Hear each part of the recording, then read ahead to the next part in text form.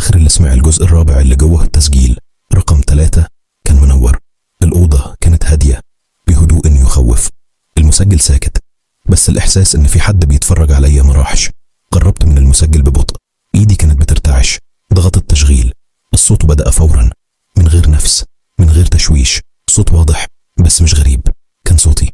أنا واقف قدام المسجل ومش لوحدي. رجعت خطوة لورا، أنا لسه ما قلتش الجملة دي. الصوت كمل، في حاجة ورايا بس أنا مش هلف. قلبي كان بيدق أسرع. أنا فاكر اللحظة دي، فاكر إني فكرت ألف بس ما لفتش. الصوت همس، لو لفيت التسجيل هيكمل. الغرفة بقت أبرد، النور بدأ يضعف، والحيطان كأنها قربت مني. المسجل فجأة دخل في تشويش، وبعدين صوت تاني، مش صوتي.